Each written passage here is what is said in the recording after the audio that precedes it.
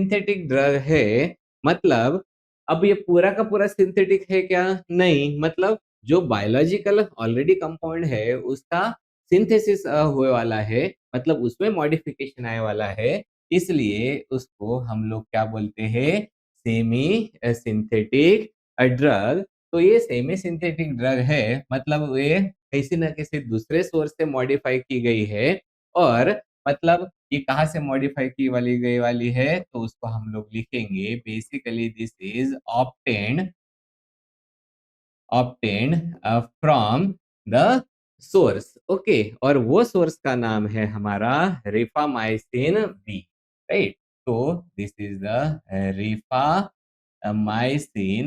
B जो होता है, इससे डिराइव की वाला ड्रग है, that's why it is semi synthetic drug. And ये जो हमारा रिफाम्पिसिन होता है, ये भी बैक्टीरिया को किल करता है, इसलिए इसकी भी एक्शन को हम लोग लिखते हैं बैक्टीरियोसाइडल इफेक्ट। ओके, तो ये है हमारा rifampicin.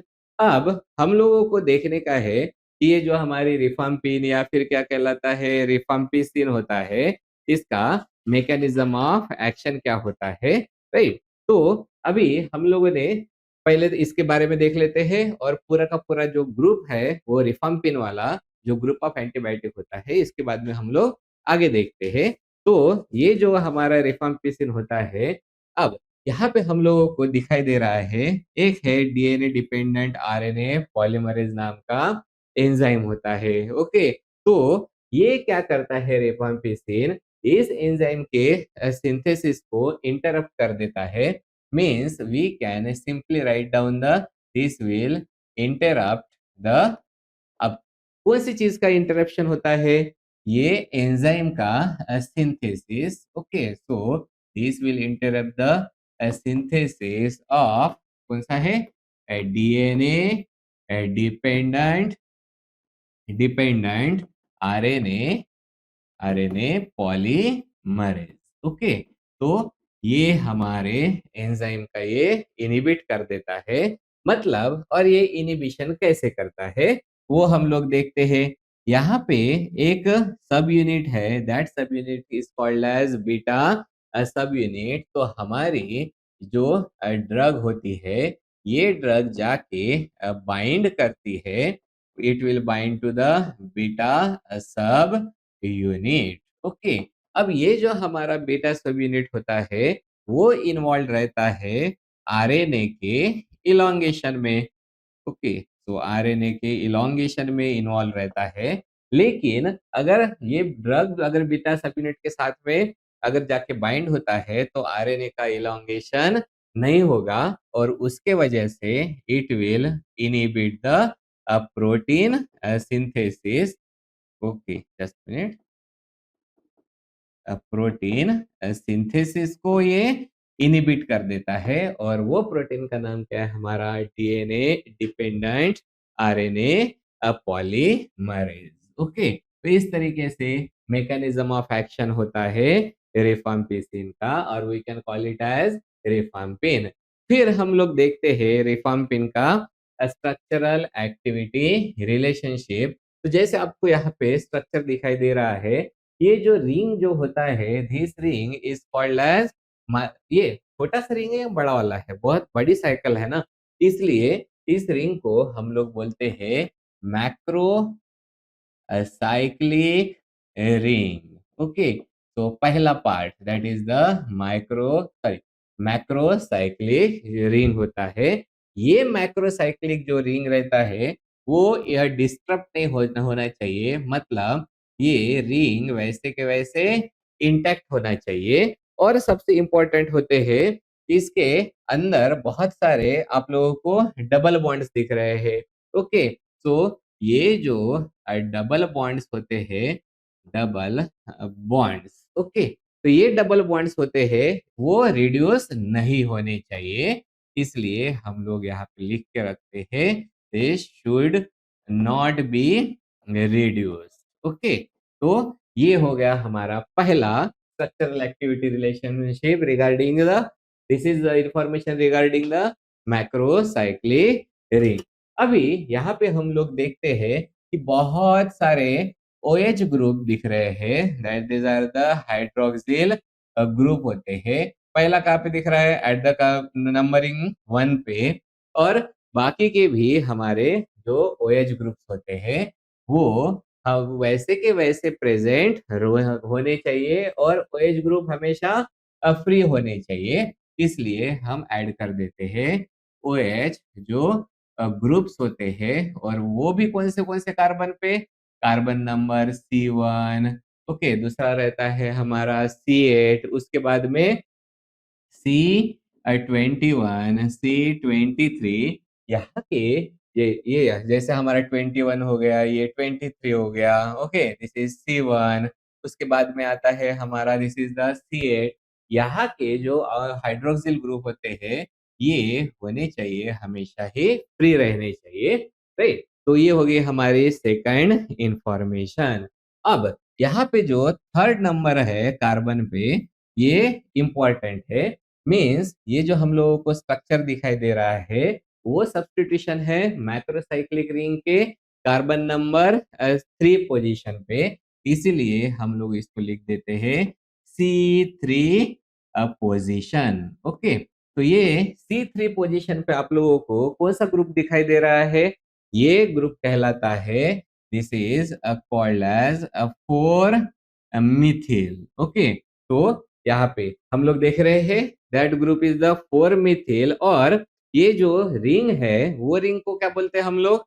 That is piperazinyl, that is piperazine ring.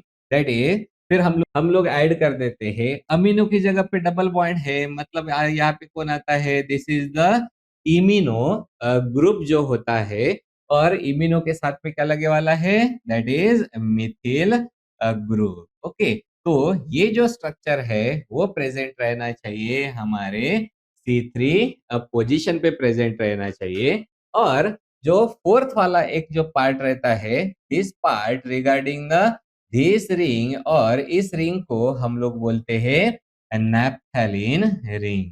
तो दिस इज द नैप्थेलिन रिंग। और ये जो नैप्थेलिन रिंग होती है, ये नैप्थेलिन रिंग एक्चुअली में रहनी चाहिए, फ्लैट होनी चाहिए, और जिसके ऊपर बहुत सारे हम लोगों को क्या दिखाई दे रहे हैं? हाइड्रोक्सिल ग्रुप्स है। तो there are several OH groups होते हैं, और ये दोनों प्रॉपर्टी के वजह से it will have the activity against the mycobacterium tuberculosis. तो हम लोगों ने यहाँ पे चार चीजें देखी वाली है, और वो चार चीजें कौन सी है स्ट्रक्चरल एक्टिविटी रिलेशनशिप में? तो पहली चीज होती है मैक्रोसाइक्लिक रिंग। मैक्रोसाइक्लिक रिंग होनी चाहिए इंटैक्ट, और इसके जो डबल बॉन्ड्स है वो रिड्यूस नहीं होने चाहिए। सेकंड है दैट इज OH ग्रुप्स। जैसे OH ग्रुप्स कहाँ पे है? C1, C8, C21, 23। वो OH ग्रुप्स फ्री होने चाहिए। और जो हमारा C3 पोजीशन है, इसमें ग्रुप प्रेजेंट रहता है, that is 4 methyl 1 piperazinyl and immuno methyl group होता है, वो प्रेजेंट रहना चाहिए। और फोर्थ स्ट्रक्चरल एक्टिविटी रिलेशनशिप ये होती है कि ये जो नैफ्थेलिन रिंग होता है वो होना चाहिए फ्लैट, और जिसमें सेवरल हाइड्रोक्सी ग्रुप प्रेजेंट रहने चाहिए, जिसकी वजह से आएगी एक्टिविटी। तो ये कहलाता है structural activity relationship of the रिफाम्पिन। Okay, अब यहाँ पे हम लोग देखते हैं रिफाम्पिन की जगह पे सबसे पहले हम लोग इसको कट कर देते हैं, और एक नाम ऐड करते हैं, that name is called as rifamycin, right. तो ये रिफामाइसिन नाम की चीज क्या होती है वो सबसे पहले देखते हैं। जैसे ये जो रिफामाइसिन होती है, बेसिकली दिस, ये एक्चुअली होता है group of the antibiotics. Okay, तो ये एंटीबायोटिक्स का ग्रुप है, और ये ग्रुप में कौन से एंटीबायोटिक्स इंक्लूडेड है? वो एंटीबायोटिक्स होते हैं, पहला रहता है रिफाम्पिन, जो हम लोगों ने अभी अभी पढ़ा है। तो दिस इज द रिफाम्पिन, ये प्रेजेंट होता है। सेकंड होता है rifapentine. Okay, so this is the rifapentine. And third जो एंटीबायोटिक है होता है जो रिफामाइसिन में इंक्लूड होता है, दैट इज रिफाब्यूटिन। ओके, तो रिफाब्यूटिन ये इंक्लूड होते हैं रिफामाइसिन में, जिसमें से हम लोगों ने पढ़ा था रिफाम्पिसिन। ओके, तो यहाँ पे भी हम लोगों ने वही चीज देखी है कि यहाँ पे भी इनके भी अगर स्ट्रक्चरल एक्टिविटी देखेंगे रिफामाइसिन में, तभी भी क्या दे बोला गया है, जो C1, C8, C21 and C23 hydroxy groups जो होते हैं वो इसेंशियल रहते हैं एक्टिविटी के लिए। ओके, अगर उसमें मॉडिफिकेशन किया गया है तो उसके वजह से होगा इनएक्टिव कंपाउंड्स आते हैं, एक्सेप्ट जो C1 का hydroxy to the double bond ओस का कन्वर्जन छोड़ के। ओके, उसके बाद में जो सेकंड वाला है जिसमें C16, C19, C28 and C29 के जो ओलेफिन्स है उनका सैचुरेशन अलाउड होता है। ओके, तो जिसकी वजह से जो कंपाउंड्स मिलेंगे उनकी पोटेंसी रहेगी सेम। उसके बाद में ये जो C3 एंड C4 पोजीशन है इसके ऊपर लार्ज सब्स्टिट्यूशन अलाउड होता है, और कैसा वो हम लोग आगे देखने वाले हैं। और ये जो C11 की पोजीशन है ना, ये वाली पोजीशन, ये साइट है मॉडिफिकेशन की। और ये C25 वाली जो पोजीशन होती है, ये वाला जो कार्बन होता है, this allow the deacetylation and the modification, जिससे जो कंपाउंड्स मिलेंगे उनकी पोटेंसी सिमिलर रहेगी पेरेंट कंपाउंड से। अभी हम लोग देखते हैं कि ये जो हमारे रिफामाइसिन्स होते हैं उसमें मॉडिफिकेशन होने वाला है। पहला वाला यहाँ पे सबसे ज्यादा कौन सा है, C3 एंड C4 पे मॉडिफिकेशन हुआ है। ये हो गया हमारा C3 एंड ये हो गया हमारा C4। ये मॉडिफिकेशन के वजह से एक हमारी ड्रग होती है वो मिल गई है रिफाम्पिसिन। ओके, इसी में मॉडिफिकेशन के वजह से जो दूसरी ड्रग मिली है दैट इज रिफापेंटिन। ओके, देन ये जो नेक्स्ट मॉडिफिकेशन है इसकी वजह से मिलता है रिफाब्यूटिन। एंड हियर आल्सो ये हमारा फिर से कौन सा है, C3 एंड C4 पे मॉडिफिकेशन की वजह से होता है रिफालाजिल। तो ये है structural activity relationship of the rifamycin. Okay, so this is the rifamycin. So what is rifamycin? Rifamycin is the group of antibiotics होता है। so this is our rifamycin। उसके बाद में हाँ, उसके बाद में हम लोगों को देखने का है हमारा जो रिफापिन है, रिफाम्पिन, उसका एडीएमई। ओके, अब यहाँ पे हम लोग देखते हैं कि ये जो हमारा it is the what is this is post operative. Okay, मतलब हम लोग क्या बोलते हैं, ये वेल एब्जॉर्ब होता है और उसका एब्जॉर्प्शन डिले हो सकता है बाय द एब्जॉर्प्शन, मतलब बाय द फूड। मतलब सबसे पहला हम लोग देखते हैं कि एब्जॉर्प्शन में तो ये अच्छे से एब्जॉर्ब होता है, बट फूड उसका एब्जॉर्प्शन डिले कर सकता है। पीक प्लाज्मा आता है इन द 2 to 4 आवर्स में। अगर डिस्ट्रीब्यूशन देखा जाए, ये हमारे जो एंटीबायोटिक है वो हाईली लिपोफिलिक होते हैं, जिसके वजह से वो इजीली क्रॉस कर लेते हैं ब्लड ब्रेन बैरियर को विथ और विदाउट इन्फ्लेमेशन। एंड इनका जो प्रोटीन बाइंडिंग होता है that is up to the 80%। Okay, अब ये मेटाबोलाइज होते हैं इन द लीवर एंड ये अंडरगो होते हैं enterohepatic recirculation in with the bile, right. और इलिमिनेशन का से पहले तो देख लेते हैं इसका half life is the 3 to 4 hours. और बेसिक एक्सक्रीशन होता है इन द फीसेस, ज्यादा किस में होता है, in the faeces, and approximately 30% होता है बाय द यूरिन के थ्रू होता है। तो ये हो गया हमारा रिफाम्पिसिन का फार्माकोकाइनेटिक्स। ओके, अब यहाँ पे रिफाम्पिन का हम लोगों को देखने का है ड्रग इंटरैक्शंस। तो अगर हम लोग ड्रग इंटरैक्शंस देखेंगे तो ये जो ड्रग इंटरैक्शंस होते हैं वो कैसे होते हैं, वो देखते हैं। ये रिफाम्पिन है वो माइक्रोसोमल एंजाइम इंड्यूसर है। अब ये इनहिबिटर नहीं है, वो एंजाइम को क्या कर रहा, इंड्यूस कर रहा, मतलब इन एंजाइम की एक्टिविटी इंक्रीज हो जाएगी और ये एंजाइम्स जिस ड्रग्स का मेटाबॉलिज्म करते हैं उनका कॉन्सेंट्रेशन डिक्रीज हो जाएगा।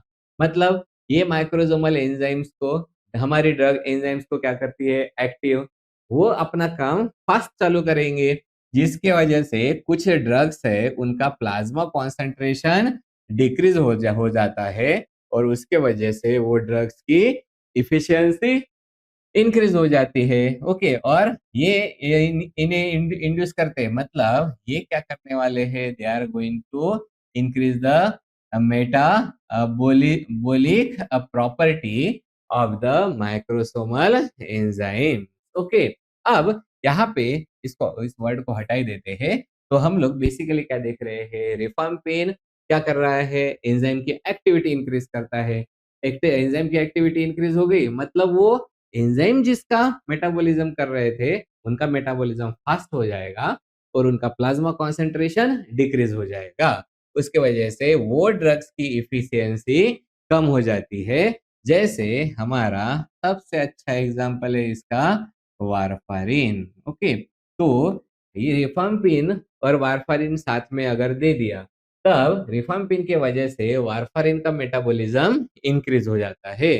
दूसरा है, दूसरे कहलाते हैं हमारे ओरल कॉन्ट्रासेप्टिव। ओके, तो ये जो ओरल कॉन्ट्रासेप्टिव्स होते हैं इनकी भी प्लाज्मा कॉन्सेंट्रेशन डिक्रीज हो जाता है। और एक ड्रग है जैसे फिनिटॉइन, सो ये फिनिटॉइन का भी प्लाज्मा कॉन्सेंट्रेशन डिक्रीज हो जाता है। सो this is the information regarding the rifampicin. Okay, इसके बाद में जो नेक्स्ट ड्रग आता है उस ड्रग का नाम है पायराजिनामाइड। ओके, तो हम लोग देखते हैं ये ड्रग है हमारी, दिस इज द पायराजिनामाइड।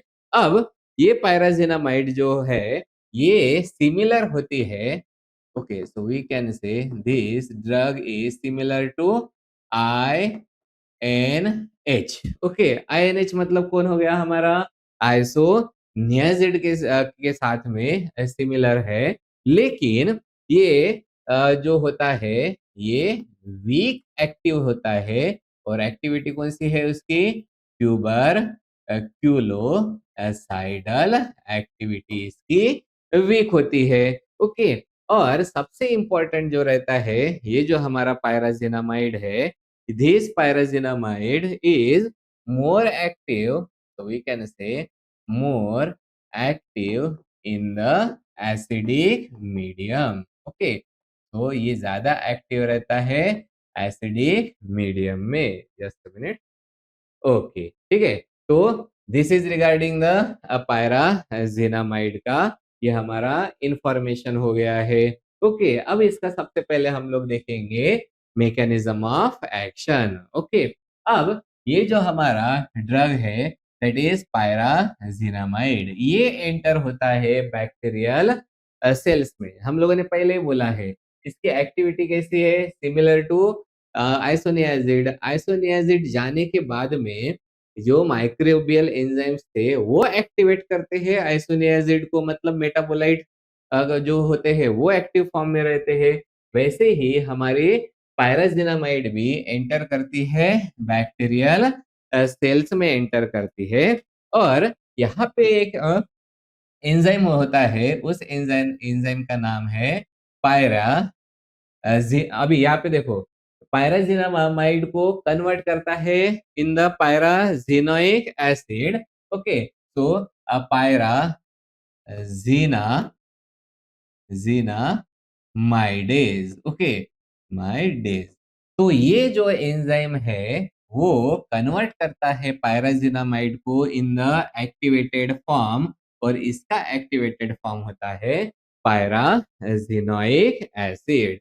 ये पायराजिनोइक एसिड होता है वो इफेक्टिव रहता है एसिडिक मीडियम में, और ये जाके इनहिबिट कर देता है माइकोलिक एसिड सिंथेसिस को। मतलब हम लोगों ने पहले भी देख के रखा था ना कि जो आइसोनियाज़िड था that is also inhibiting the mycolic acid synthesis, pyrazinamide भी inhibit the mycolic acid synthesis, isoniazid होता था उसके मेटाबोलाइट्स में, वैसे पायराज़िनामाइड कन्वर्ट होता है इसका एक्टिव फॉर्म जिसका नाम है पायराज़िनोइक एसिड, ओके। और ये जो पायराज़िनामाइडेज़ होता है, वो पायराज़ जैसे वो कैटजी जीन प्रोड्यूस करता था आइसोनियाज़िड में एंजाइम, वैसे यहाँ पे एक जीन होता है, that gene is called as PNCA gene, okay. तो ये जो पीएनसीए जीन होता है, this is responsible for the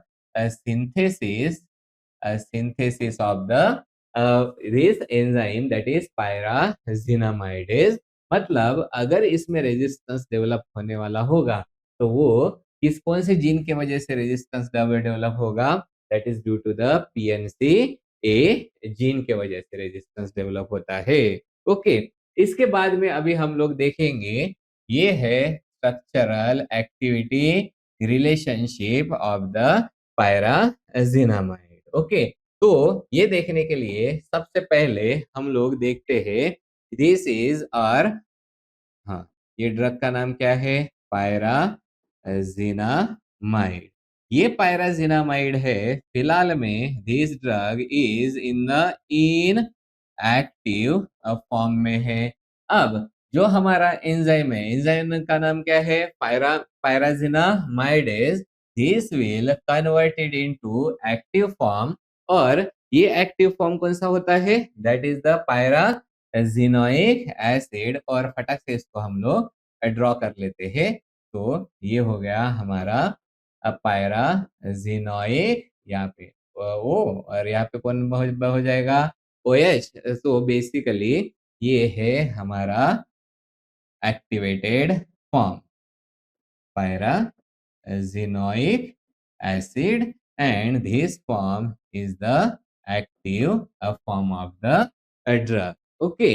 अब यहाँ पे अगर हम लोगों ने ये देखा है कि यह अपने को क्या देखने का है अभी, स्ट्रक्चरल एक्टिविटी रिलेशनशिप। तो इसमें ये जो रिंग है, this ring is called as pyrazine ring. अगर ये pyrazine ring, okay, we can write down this is the pyrazine ring, okay. अगर ये पायराजिन रिंग को हम लोगों ने रिप्लेस कर दिया, तो we can say if we replace it with the other heterocyclic rings, right? So we will write down other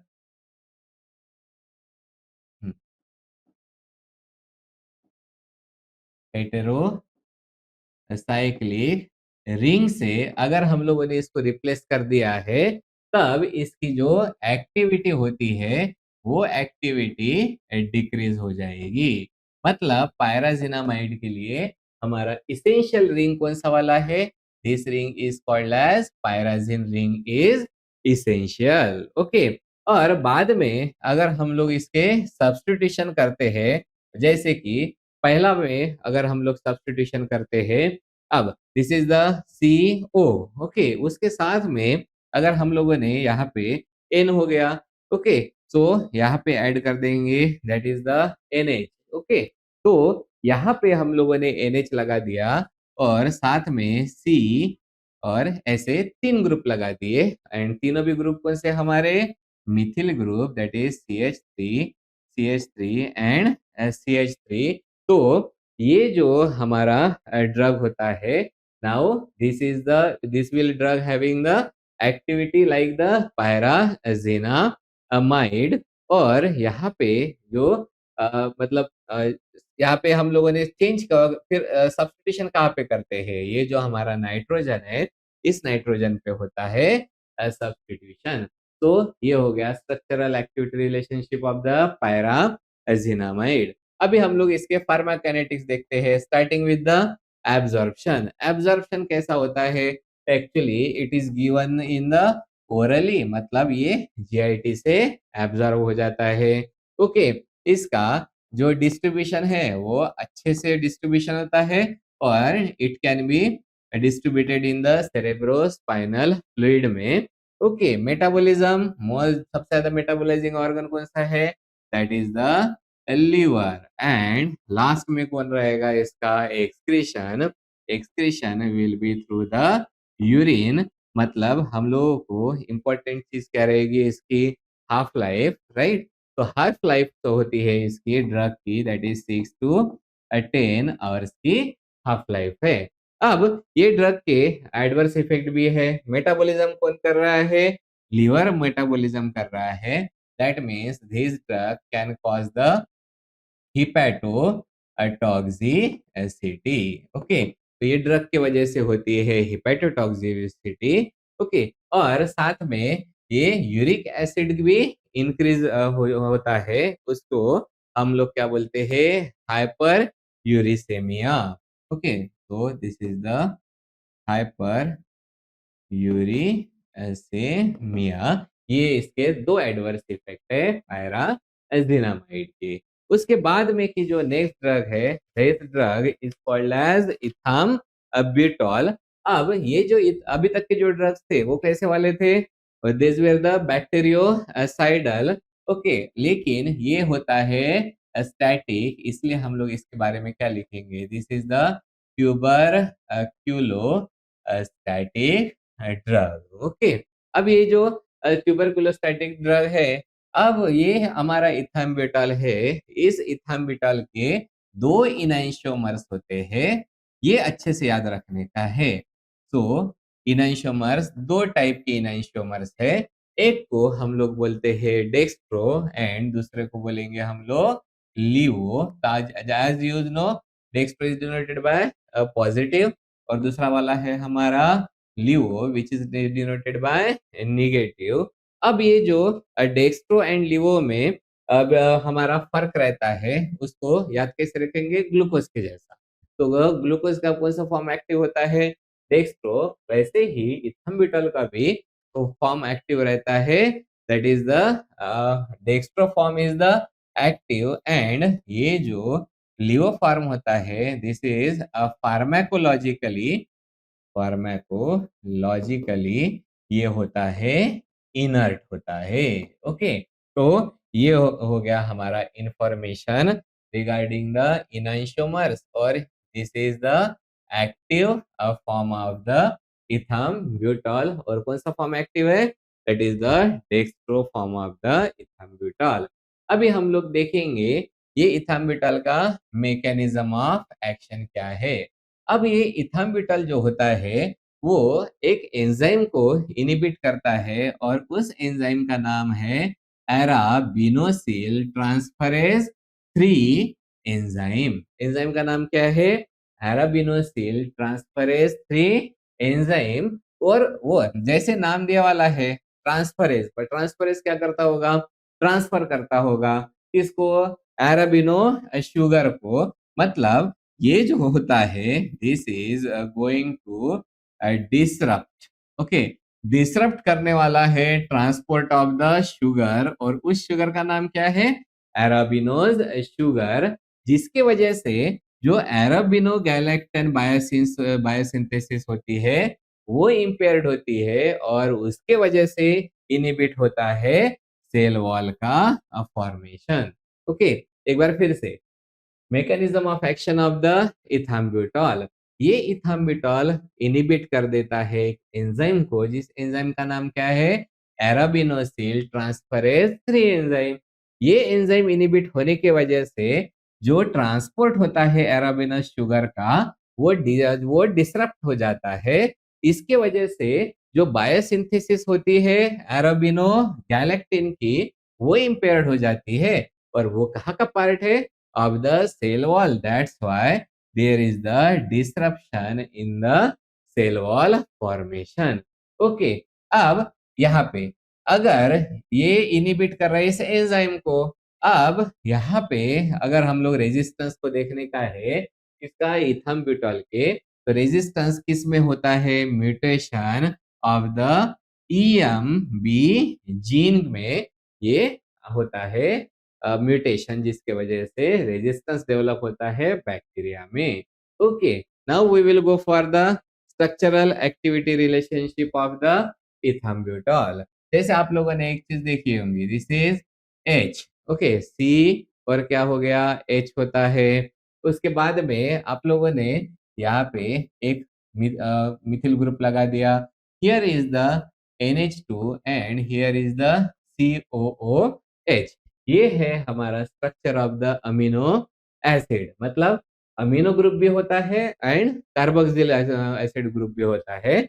वैसे ही इथाम्ब्यूटॉल में भी सेम चीज प्रेजेंट है।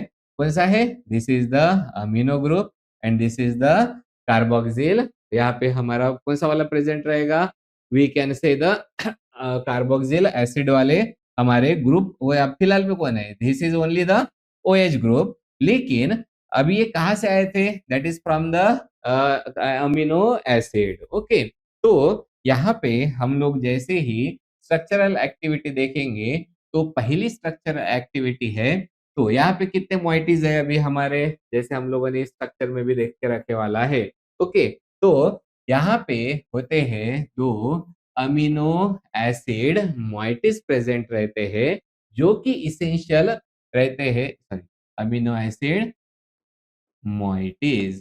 These दो amino acid moieties, these are essential for the essential for the activity. Okay, तो activity के लिए ये दो अमीनो एसिड moieties essential है।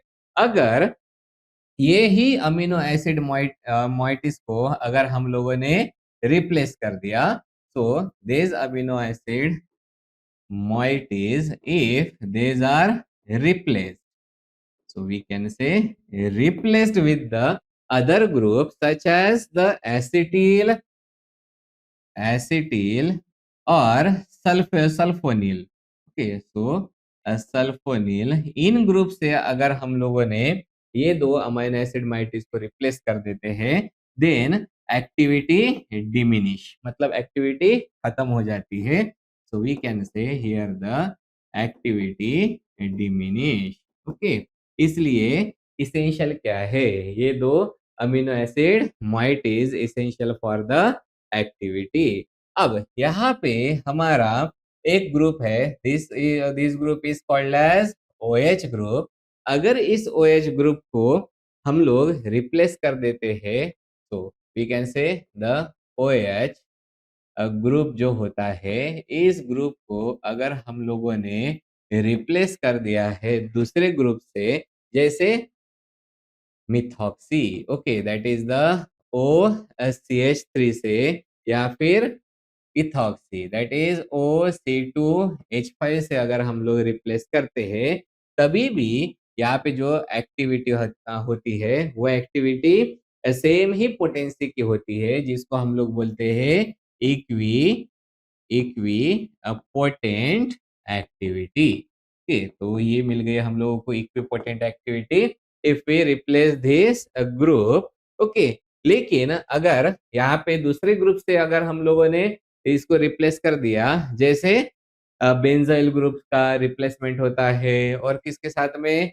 दैट इज NH2R वाला, जो ये NH2R वाला जो रिप्लेसमेंट कर दिया, तब उसकी एक्टिविटी डिमिनिश हो जाएगी। फिलहाल में इतने ही याद रखेंगे। तो this is structural activity relationship of the ethambutol.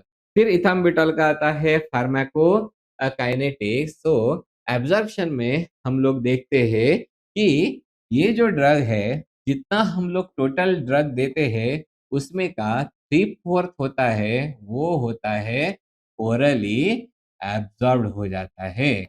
Okay, उसके बाद में अगर हम लोग उसका डिस्ट्रीब्यूशन देखेंगे, तो ये डिस्ट्रीब्यूशन उसका कंप्लीट, और इसी को क्या बोलते हैं हम लोग, it have the wide distribution. और ये जो ड्रग है, वो टेम्पररीली स्टोर्ड रहती है, temporarily stored in the RBCs। Okay, तो RBC में ये टेम्पररीली स्टोर्ड रहती है। और इसका अगर मेटाबॉलिज्म देखेंगे, तो ये मतलब हम लोग क्या बोलेंगे, half of the drug is easily metabolised, okay, in the liver. Okay, और एक्सक्रीशन होता है, that excretion is the through urine, that is due to the tubular secretion. Okay, so tubular secretion से इसका एलिमिनेशन होता है और ये जो ड्रग है इसका टी हाफ होता है 4 आवर्स का। तो ये होता है हमारा इथाम ब्यूटॉल। ओके, उसके बाद में इंपॉर्टेंट एक ड्रग थी, उस ड्रग का नाम क्या था हमारा स्ट्रेप्टोमाइसिन। तो ये हमारी जो स्ट्रेप्टोमाइसिन है this comes under the amino glycoside. Okay, तो ये आता है अमीनो ग्लाइकोसाइड्स में, जिसका अगर हम लोग सोर्स देखते हैं तो वो सोर्स ये स्ट्रेप्टोमाइसिन है, मतलब that is streptomyces that is griseus. Okay, तो ये होता है हमारा source of the streptomycin. And ये स्ट्रेप्टोमाइसिन भी जो ड्रग है this is also killer, that's why we can say it is tuberculocidal drug. Okay, तो ये ट्यूबरकुलोसाइडल ड्रग है, लेकिन इसकी जो एक्टिविटी रहती है वो एक्टिविटी पुअर रहती है in the acidic medium. So we will write down poor activity in the acidic medium. Okay, acidic medium में इसकी एक्टिविटी पुअर रहती है। तो एक्टिविटी इसकी होती कैसी है? ओके, सो ये कवर करता है maximum aerobic gram negative bacilli को कवर करता है, जिसके लिए सेंसिटिव ऑर्गेनिजम्स होते हैं, that is Helicobacter, sorry Helicobacter ducreyi, उसके बाद में Brucella, Yersinia pestis, okay, Nocardia, ये इस तरीके। और सबसे इंपॉर्टेंट कौन सा है हमारा? Mycobacterium tuberculosis. ये सेंसिटिव ऑर्गेनिजम्स होते हैं, that is for the streptomycins. Okay, और ये हाँ, और दूसरे वाले कौन से हैं? कुछ कुछ ही स्ट्रेन्स रहते हैं, जैसे E coli, then influenza, then vibrio cholerae, shigella. ये कौन से पहले तो ये कवर करते हैं, कौन से वाले बोला था हम लोगों ने? ग्राम नेगेटिव बैसिलाई। और इनके जैसे कुछ ग्राम पॉजिटिव कोकाई को भी ये इनहिबिट करते हैं। ओके, और बाकी के अदर ऑर्गेनिजम्स है जैसे सुडोमोनास, सुडोमोनास जैसे ऑर्गेनिज्म देज आर अनअफेक्टेड। तो स्ट्रेप्टोमाइसिन में एक चीज याद रखने की, streptomycin is basically for the, सबसे ज्यादा किसके ऊपर है? ग्राम नेगेटिव बैसिलाई के लिए। ओके, एक्टिविटी फिर कुछ ग्राम पॉजिटिव भी इंक्लूडेड रहते हैं, बट इसके ऊपर ये बिल्कुल इफेक्ट नहीं करता है। ये होते हैं सुडोमोनास के जो बैक्टीरियाज है, दिस विल गेट अनअफेक्टेड रहते हैं। ओके, अब ये स्ट्रेप्टोमाइसिन का हम लोग देखेंगे मैकेनिज्म ऑफ एक्शन, राइट? तो ये मैकेनिज्म ऑफ एक्शन भी बिल्कुल सिंपल है। ये अपने पास में बैक्टीरिया में, जैसे हम लोग बोलते हैं ना, दो दो टाइप के राइबोसोमल सब यूनिट होते हैं, 30 एंड 50s राइबोसोमल सब यूनिट। तो स्ट्रेप्टोमाइसिन जाके बाइंड होता है 30s राइबोसोमल सब यूनिट। ओके, और ये जो इसके वजह से स्ट्रेप्टोमाइसिन इनहिबिट करता है किसको? S12 and 16s RNA of the 30s small ribosome सब यूनिट्स। ओके, जिसकी वजह से रॉन्ग पेयरिंग होता है कोडॉन एंड एंटी कोडॉन का। ओके, जिसकी वजह से ब्लॉक होता है ट्रांसलेशन। ट्रांसलेशन का मीनिंग क्या है? there is transcription and translation. Transcription means from DNA to RNA and translation means RNA to protein. तो ये जो प्रोटीन सिंथेसिस है वो ब्लॉक हो जाता है। तो इतना याद रखना स्ट्रेप्टोमाइसिन के बारे में। Streptomycin will bind to the 30s सब यूनिट, और 30s में भी किसको जाके बाइंड करता है? वो इनहिबिट करता है S12 and 60s RNA. Okay, और अल्टीमेटली ब्लॉक करने वाला किसको है? ट्रांसलेशन को। इसलिए अगर इसका रेजिस्टेंस डेवलप होने वाला है तो वो कौन से जीन में होगा? That is RPSL and RSS gene में, जो इनकोड करते हैं S12 and 60s RNA of the 30s subunit. Okay, तो ये हो गया mechanism of action of the streptomycin, right? So block translation means this will block the protein synthesis, right? तो protein synthesis को ये block कर देते हैं, मतलब प्रोटीन सिंथेसिस नहीं होने देते। और हमारे जो स्ट्रेप्टोमाइसिन है उनके एडवर्स इफेक्ट भी है। जैसे पहला एडवर्स इफेक्ट कौन सा है? ऑटोटॉक्सिसिटी। ओके, यहाँ की जो ईयर की नर्व होती है जिसकी वजह से ये क्या कॉज कर देता है? ऑटोटॉक्सिक होता है। उसके बाद में it will cause the neuro toxicity. Okay, साथ में हाइपर सेंसिटिविटी रिएक्शंस होते हैं, जैसे कि स्किन रैश हो गया, एनाफाइलेटिक रैश हो गया, इचिंग होती है, ये भी हो सकता है। और जीआईटी में nausea, vomiting and loose motion भी पॉसिबल है। And it may develop into the super infection, जो आप लोग स्टार्टिंग में ही पढ़ चुके हो, what are the super infection. तो इस तरीके से हमारे ये खत्म होते हैं। This are the drugs which are called as the first line drugs होते हैं, वो खत्म हो चुके हैं। और फर्स्ट लाइन ड्रग्स में हम लोगों ने जो सारे फर्स्ट लाइन ड्रग्स है जिनकी इफिशियंसी ज्यादा है और टॉक्सिसिटी लो है, वो देखे वाले हैं। And in further next lecture we will go for the second line drugs, जिसमें 6 क्लासेस आते हैं हमारे ड्रग्स के, including the aminoglycoside, fluoroquinolones, thioamides. इनको हम लोग कवर करेंगे in the next lecture. Okay, तो ये हो गया एंटी ट्यूबरकुलर ड्रग्स का क्लासिफिकेशन। ओके।